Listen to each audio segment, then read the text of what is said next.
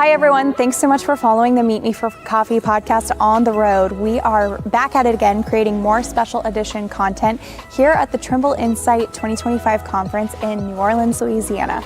If you guys like the content that you watch in this episode, be sure to go back and check out the channel to see all of the other amazing on-site interviews that are taking place this week here in New Orleans. And thanks for meeting us for coffee. Hi everyone, thanks so much for tuning in to our show. We are coming to you from Trimble Insight Conference in New Orleans.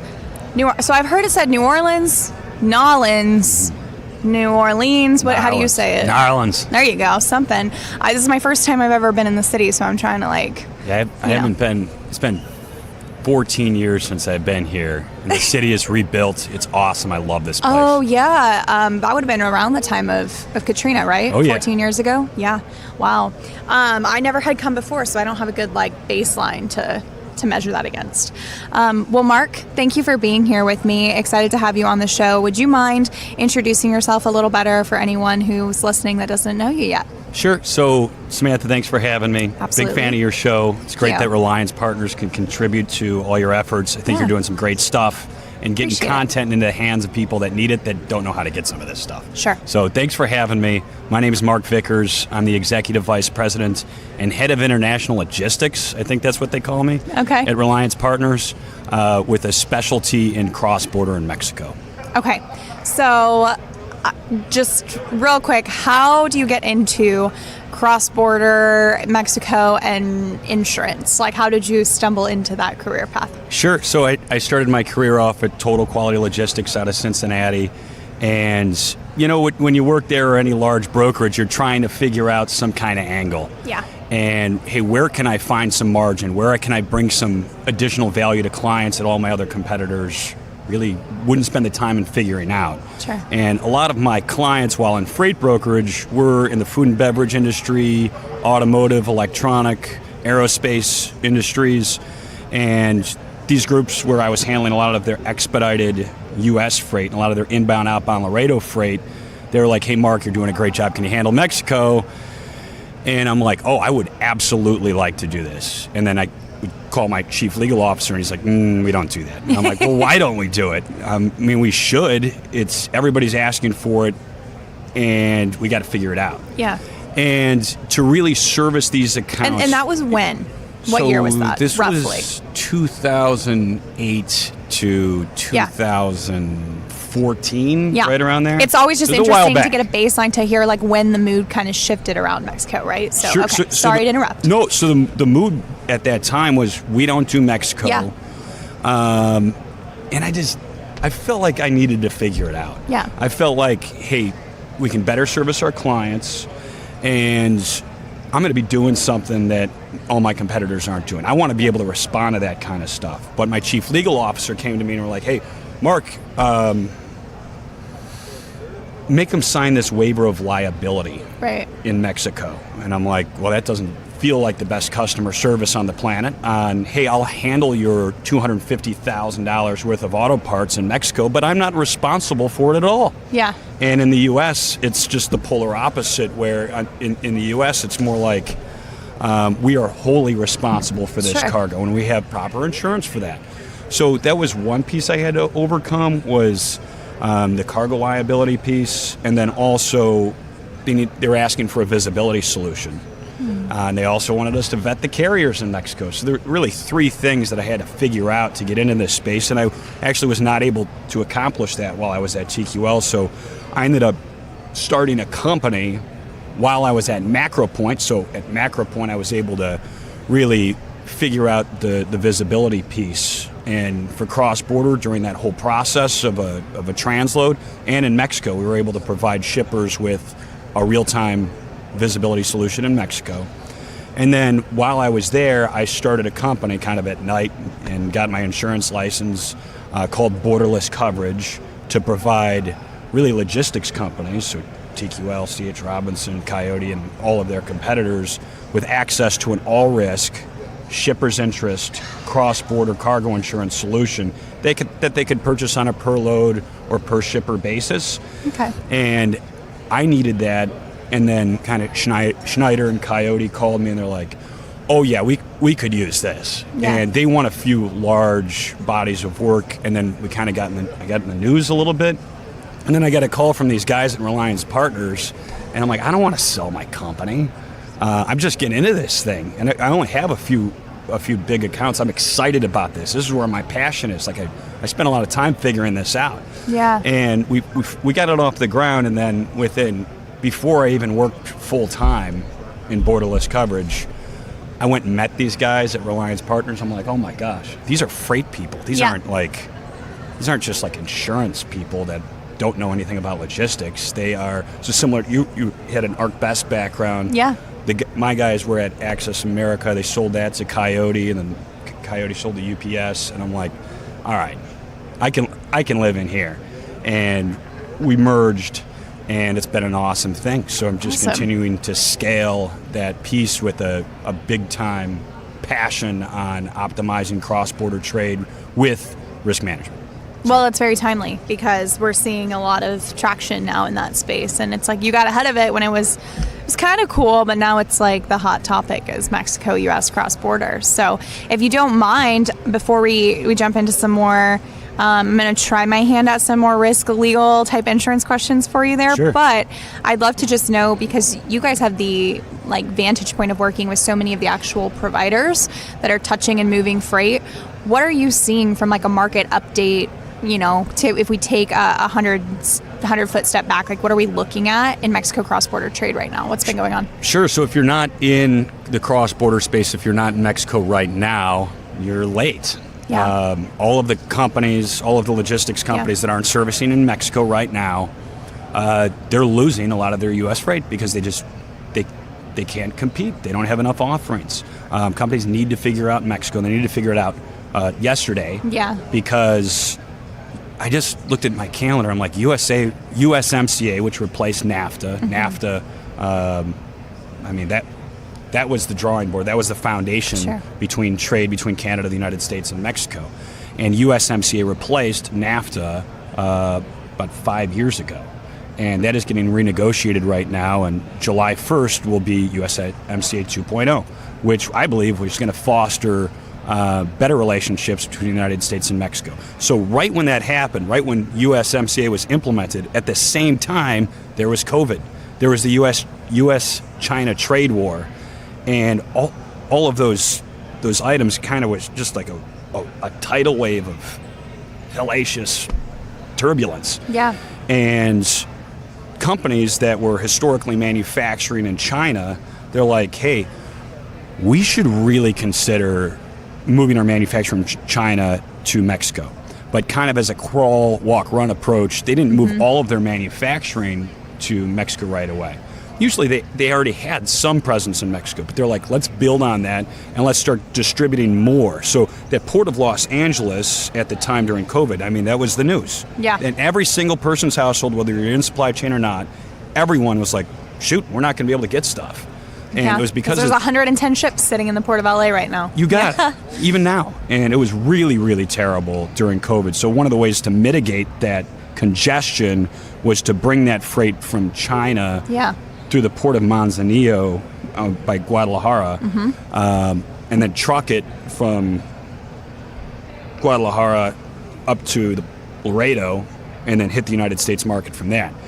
And that supply chain stayed, and so that was the way to start distributing from China through Mexico to the United States to get out of that port congestion.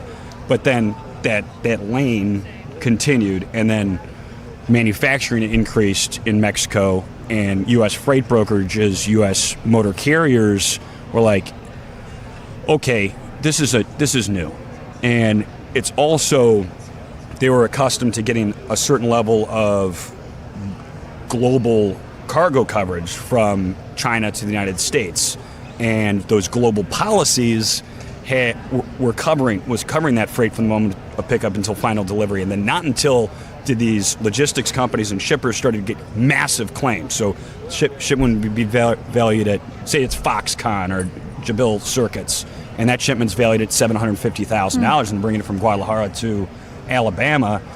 Not until they had a claim or a theft in Mexico did they realize, oh shoot, we don't have any coverage at all in Mexico, or their global policy, either it excludes Mexico or it has a very high deductible tied to it. So the deductible can be upwards of $100,000. And if that shipment value is only $100,000, they don't have any coverage at all. Yeah. So had to create this borderless coverage product to specifically address that, mainly offering it through freight brokerages as well as large motor carriers who have sister relationships with larger Mexican carriers too. So thinking about the Mexican supply chain, and when we're bringing goods in from Mexico or companies are looking to expand and do more business in Mexico, we're both from trucking, right? So we have like this trucking background, but I also assume that there's more risk in Mexico than just something on a truck. So do you guys also, is there a need, and have you guys looked at expanding in like covering warehousing or rail, or what all is necessary from a risk standpoint when you evaluate operations in Mexico? Yeah, so it's wild how this product has changed over the past 6 years since the implementation of USMCA. So I thought the only need in the global supply chain for an all-risk product was really just in Mexico because of the law.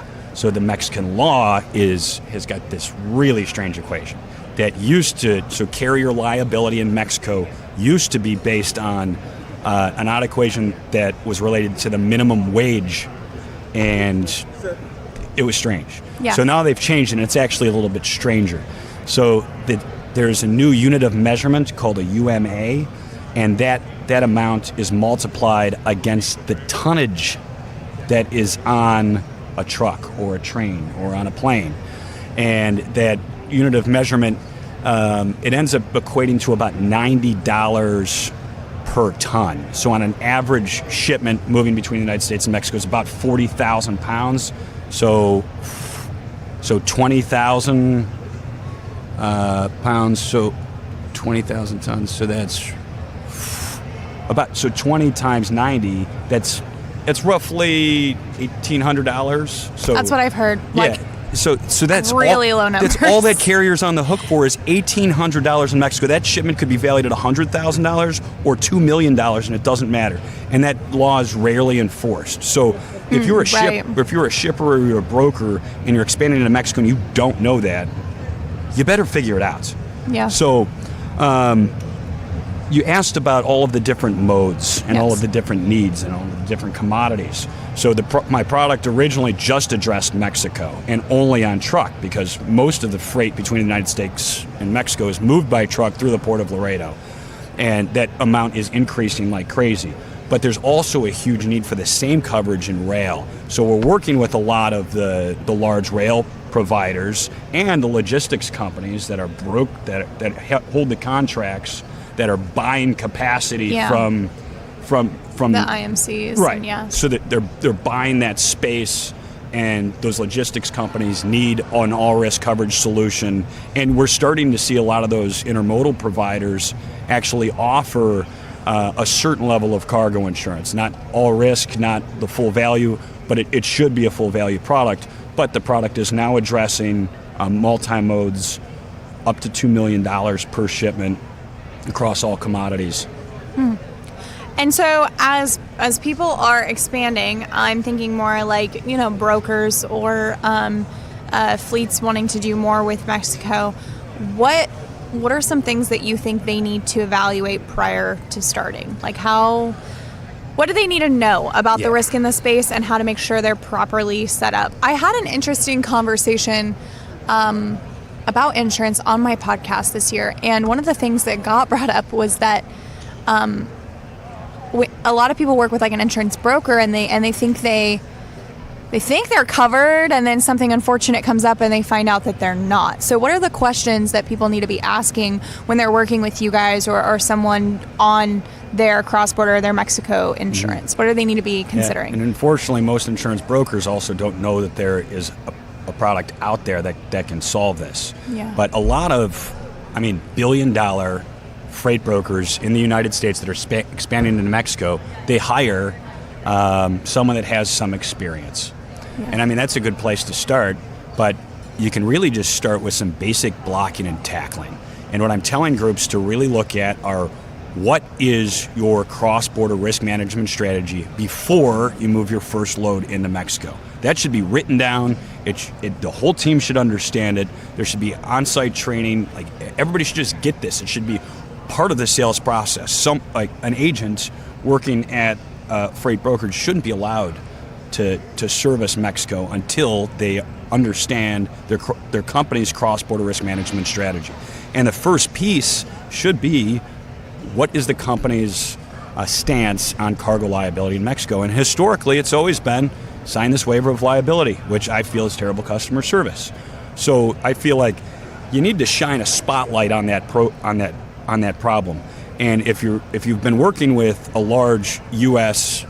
shipper for a long time, they're asking you to handle Mexico, that shipper that's asking you to handle that freight should be willing to have a conversation with that salesperson and that operational sales or risk management person. What are you seeing from shippers as far as, like, surely now that these larger ones especially have the legal contracts that you sign into, they're probably getting more specific on the coverages that they're expecting for Mexico if they're expanding in Mexico, I would imagine. Yeah. Have you seen that? A lot of those shippers have bully contracts in there, forcing the brokers to hold some level of liability, but even those are usually written wrong, and the shippers themselves don't understand what their deductible is on the global policy in Mexico. Okay. So a piece for a freight broker's risk management strategy, the first piece should be, how are we as a freight broker, how are we as a U.S.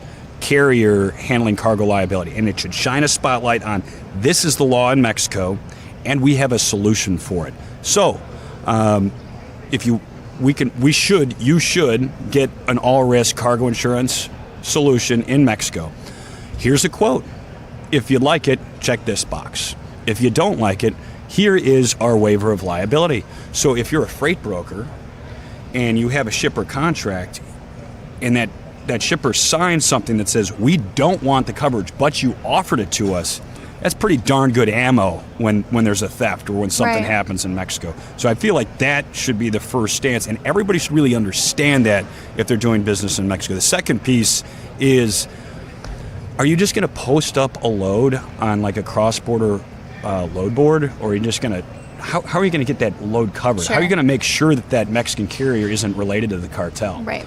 Just a foundational principle, right, of brokerage, it always comes back to your carrier vetting and your carrier relationships too. Yeah. That's just so tried and true that you can eliminate risk in general, domestic or cross-border. Totally. When you're partnering with carriers that you know, like, and trust. Totally. Yeah. And I mean, that's the hottest topic in the U.S. right now. That's why we're here at this conference, is how do you protect against fraud? How do you protect against the double brokering, not co-brokering? How do you protect against those double brokering scenarios and theft, strategic theft? Yeah. And while companies are spending hundreds of thousands of dollars on those products domestically, they're like, you know what?